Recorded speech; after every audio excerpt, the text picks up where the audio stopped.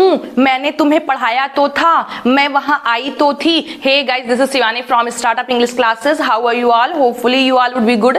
तो आज के सेशन में हम स्टडी करने जा रहे हैं एम्फैटिक विद डू डज डिड।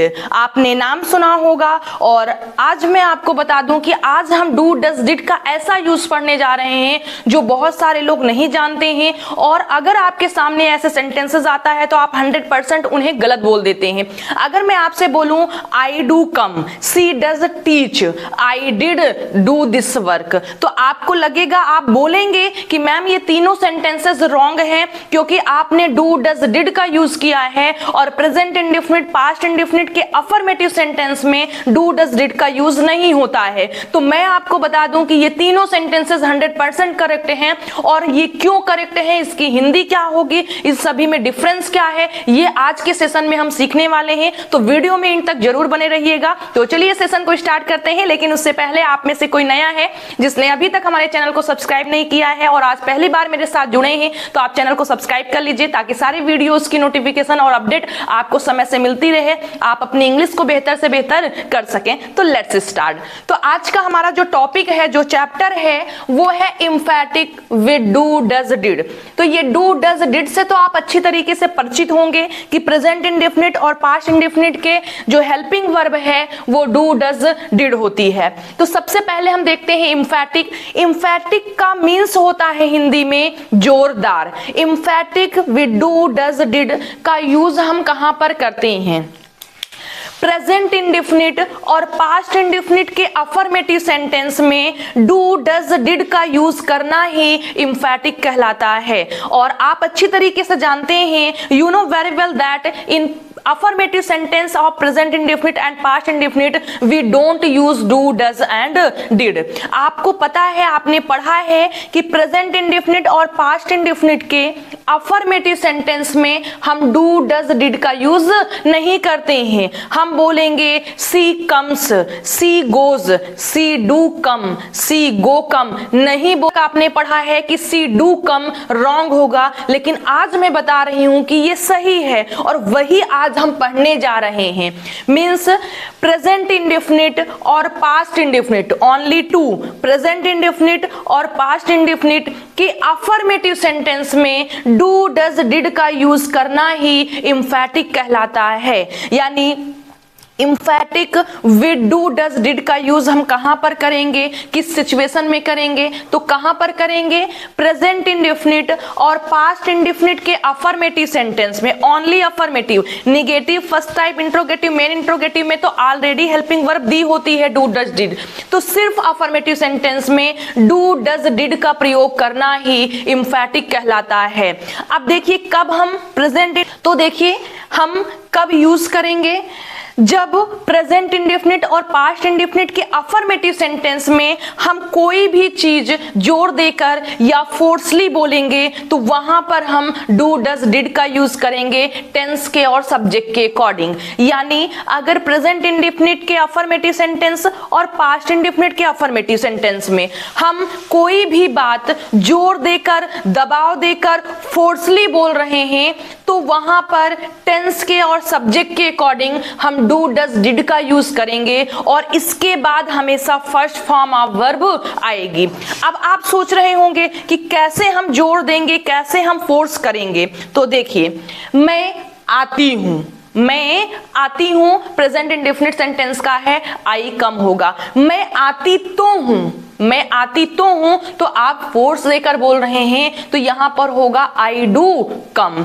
मैं तुम्हें बताती थी, मैं तुम्हें बताती थी, तो आई टोल्ड यू, यानी सिंपल पास्ट टेंस का है। लेकिन अगर हम बोले मैं तुम्हें बताती तो थी, बताती तो थी, तो हम फोर्स देकर बोल रहे हैं तो यहां पर होगा आई डिड टेल यू। तो यही हमारा एम्फैटिक है। प्रेजेंट इंडेफिनिट, पास्ट इंडेफिनिट के अफर्मेटिव सेंटेंस में जब हम कोई भी चीज फोर्स देकर, दबाव देकर बोलते हैं तो वहां पर हम सब्जेक्ट और टेंस के अकॉर्डिंग डू डज डिड का यूज करते हैं। और मेन बात कि इसके बाद आने वाली जो वर्ब होगी, जो मेन वर्ब होगी, वो सदैव फर्स्ट फॉर्म में आएगी।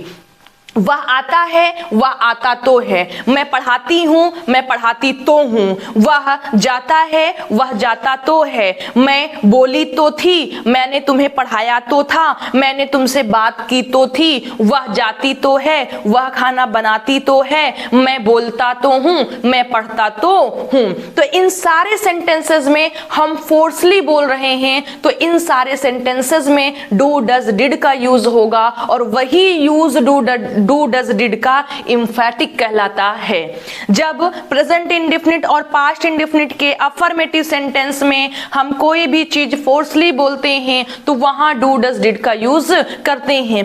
अब आपसे कोई बोले कि आई टीच, मैं पढ़ाती हूं, आई डू टीच, मैं पढ़ाती तो हूं। आई डू टीच, अब से आप रॉन्ग नहीं बोलेंगे कि ये सेंटेंस रॉन्ग है, ये सेंटेंस सही है, लेकिन आई डू टीच का ये मतलब नहीं होगा कि मैं पढ़ाती हूं। इसका मतलब होगा, हिंदी मीनिंग निकलेगी, मैं पढ़ाती तो हूं। मैं पढ़ाती तो हूं, यानी तो शब्द हिंदी में आपको लगाना होगा जब डू डज डिड का यूज प्रेजेंट इंडेफिनिट या पास्ट इंडेफिनिट के अफर्मेटिव सेंटेंस में मिलेगा। तो आई होप कि एम्फैटिक विद डू डज डिड का यूज हमें कहां पर करना है आपको समझ में आया होगा। एग्जाम्पल देखिए, वह आती तो है, ये एम्फैटिक है। वह आती है, ये एम्फैटिक नहीं है। मैंने तुम्हें बताया तो था, ये एम्फैटिक है। मैंने तुम्हें बताया था, ये एम्फैटिक नहीं है। वे बड़ों की सेवा करते तो थे, ये एम्फैटिक है, करते तो थे, फोर्स देकर बोल रहे हैं। और वे बड़ों की सेवा करते थे, ये एम्फैटिक नहीं है। राम ने उसकी सहायता की तो थी, राम उसकी सहायता किया तो था, यहां पर एम्फैटिक नहीं है और इसमें एम्फैटिक है। उसने कल खाना खाया तो था, एम्फैटिक है, जोर देकर बोल रहे हैं। मान लीजिए मैं आपसे पूछूं, आप कल नहीं आई थी, आप कल नहीं आए थी, तो ये एम्फैटिक नहीं है। और आप आई हो, मैं भूल गई हूं, तो आप बोलेंगे आई तो थी मैम, मैं कल आई तो थी मैम, तो आप जोर देकर बोल रहे हैं, तो ये क्या है, हमारा एम्फैटिक है। वैसे मैं आपको सब कुछ बताती तो हूं, मम्मी ने अपना काम पूरा किया तो था, वह समय से पहुंचा तो था।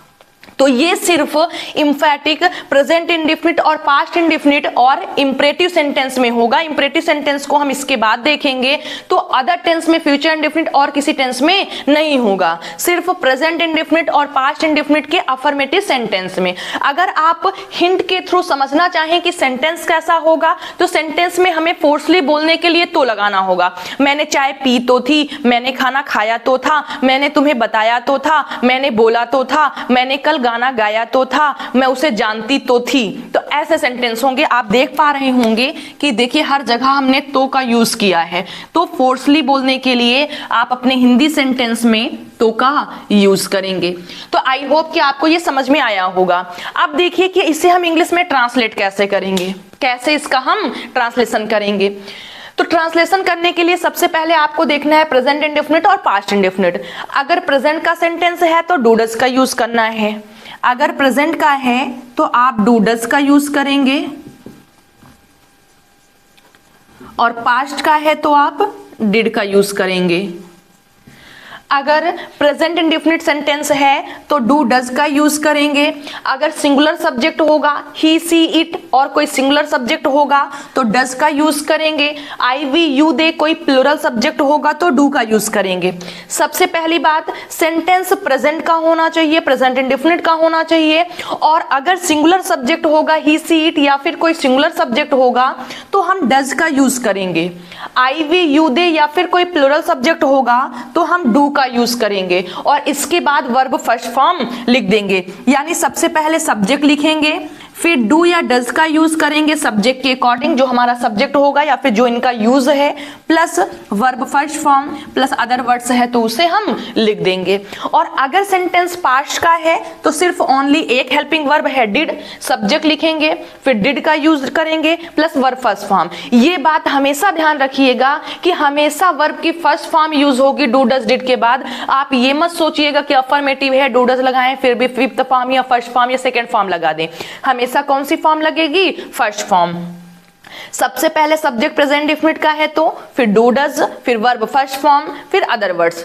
पास्ट का है तो subject plus did plus verb first form plus other words. तो अब कभी भी आपको अफर्मेटिव और अफर्मेटिव सेंटेंस प्रेजेंट इंडेफिनिट और पास्ट इंडेफिनिट में डू डज डिड का यूज मिल जाए तो आप कभी ये मत बोलिएगा कि ये सेंटेंस रॉन्ग है। वो सही हो सकता है, वो इंफैटिक विद डू डज का सेंटेंस होगा। आई do come, I do go, he does go, तो वहां पर वो सेंटेंस सही है। आपको ये नहीं लगना चाहिए कि ही डज नॉट गो होना चाहिए यहां पर, या फिर ही वेंट होना चाहिए। वो हो सकता है लेकिन उसकी हिंदी क्या निकलेगी, वह जाता तो है, वहां पर तो लगाकर हम निकालेंगे और वो हमारा इंफैटिक विद डू डज डिड होगा। तो आई होप कि आपको समझ में आया होगा। तो चलिए अब हम ट्रांसलेशन के थ्रू समझते हैं। Let's translate into English. First sentence है वह आती तो है, प्रेजेंट टेंस का है, प्रेजेंट इंडेफिनिट का।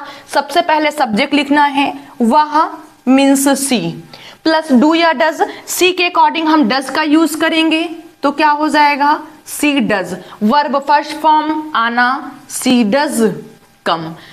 आज से पहले अगर मैंने पूछा होता कि सी डज कम सेंटेंस राइट है या रॉन्ग है तो आप में 99% लोग बोलते कि मैम रॉन्ग है, लेकिन ये सेंटेंस करेक्ट है। लेकिन इसकी हिंदी अगर आप ये निकालते हैं कि वह आती है तब ये रॉन्ग है। इसकी हिंदी होगी वह आती तो है, आप फोर्सली इस बात को बोल रहे हैं। नेक्स्ट इज मैंने तुम्हें बताया तो था, मैंने तुम्हें बताया तो था, पास्ट इंडेफिनिट टेंस का है। सबसे पहले सब्जेक्ट आई, चाहे जो भी सब्जेक्ट हो पास्ट में हम डिड का यूज करेंगे। I did, verb first form बताना tell, I did tell you. Next is वे बड़ों की सेवा करते तो थे, वे बड़ों की सेवा करते तो थे, पास्ट इंडेफिनिट टेंस। सबसे पहले सब्जेक्ट वे दे, पास्ट इंडेफिनिट में डिड, दे डिड सेवा करना सर्व, बड़ों की serve the elders. Next is Ram ने उसकी सहायता की तो थी, राम ने उसकी सहायता की तो थी। देन राम पास्ट का है did, Ram did help to him. Next is उसने कल खाना खाया तो था, पास्ट इंडेफिनिट का है, उसने means he did verb first form, he did take food, कल means yesterday. This is very simple, I hope that you are getting. मैं आपको सब कुछ बताती तो हूं। प्रेजेंट इंडेफिनिट टेंस, सबसे पहले सब्जेक्ट मैं मीन्स आई, प्लस डू या डज, तो आई के अकॉर्डिंग डू, आई डू बताना टेल तुम्हें, आई डू टेल यू, सब कुछ एवरीथिंग। नेक्स्ट इज मम्मी ने अपना काम पूरा किया तो था, किया तो था, तो पास्ट टेंस का है, पास्ट इंडेफिनिट का है। तो सबसे पहले subject mother plus did, verb first form पूरा करना कंप्लीट, अपना काम हर वर्क। मदर डिड, वह समय से पहुंचा तो था, past indefinite tense. First subject वह means he, did verb first form, he did reach timely. तो ये है emphatic with do does did. तो आई होप कि आपको समझ में आया होगा। तो चलिए एक बार रिवीजन कर लेते हैं। इंफैटिक विद डू डज डिड क्या होता है, प्रेजेंट इंडेफिनिट और पास्ट इंडेफिनिट के अफर्मेटिव सेंटेंस में डू डज डिड का यूज कर देना ही इंफैटिक कहलाता है। जब हमें प्रेजेंट इंडेफिनिट के अफर्मेटिव सेंटेंस और पास्ट इंडेफिनिट के अफर्मेटिव सेंटेंस में कोई भी बात जोर देकर फोर्सली कहना हो तो वहां पर हम डू डज डिड का यूज करेंगे टेंस और सब्जेक्ट के अकॉर्डिंग। हिंदी में क्या आएगा, तो शब्द आएगा, जैसे वह आती तो है, सी डज कम, मैंने तुम्हें बताया तो था, आई डिड टेल यू, वे बड़ों की सेवा करते तो थे, they did serve the elders. Ram ने उसकी सहायता की तो थी, Ram did help to him, या फिर राम डिड हेल्प हिम भी आप बोल सकते हैं। उसने कल खाना खाया तो था, he did take food yesterday. Next is मैं आपको सब कुछ बताती तो हूं, I do tell you everything. Mummy ने अपना काम पूरा किया तो था, mother did complete her work. वह समय से पहुंचा तो था, ही डिड रीच टाइमली। हमेशा कौन सी फॉर्म यूज करेंगे, वर्ब फर्स्ट फॉर्म यूज करेंगे डू डज डिड के बाद। सबसे पहले सब्जेक्ट लिखेंगे, फिर डू डज डिड का यूज सब्जेक्ट और टेंस के अकॉर्डिंग करेंगे। पास्ट में होगा तो सभी के साथ डिड, प्रेजेंट का है तो सिंगुलर सब्जेक्ट है तो डज, प्लूरल सब्जेक्ट है तो do, plus verb first form plus other words को हम लिख देंगे। तो आई होप कि आपको समझ में आया होगा। Now I am going to give you 5 sentences as homework. आप इसको अच्छे से रीड करने के बाद 5 सेंटेंसेस हम आपको बोल रहे हैं, उसको आपको ट्रांसलेट करना है। क्योंकि कई स्टूडेंट्स ने मुझसे बोला कि मैम लास्ट में आप कुछ होमवर्क दे दिया करिए 5 या 10 सेंटेंसेस। जैसा कि कल एक कन्वर्सेशन भी हो रही थी तो मैम ने भी बोला, मैंने फीडबैक मांगा था तो मैम ने बोला कि अगर आप दें तो ज़्यादा बेटर होगा और हम लोग सॉल्व कर पाएंगे। तो आपके लिए 5 सेंटेंसेस हैं, इसे पहले आप अच्छे से स्टडी करिएगा, फिर 5 सेंटेंसेस को आप सॉल्व करिएगा और उन 5 सेंटेंसेस की इंग्लिश क्या होगी उसे आप कमेंट बॉक्स में लिखिएगा तो आपको हो जाएगी। और राइट है या रॉन्ग है वो हम आपको बताएंगे, तो आपको पता भी चल जाएगा कि मैंने कितने सही किए हैं या फिर मेरा कौन सा सही है और कौन सा रॉन्ग है। तो लिखिएगा फर्स्ट सेंटेंस, पिताजी दफ्तर जाते तो हैं। फर्स्ट इज पिताजी दफ्तर जाते तो हैं। नेक्स्ट इज गायक गाना गाता तो है, गायक गाना गाता तो है।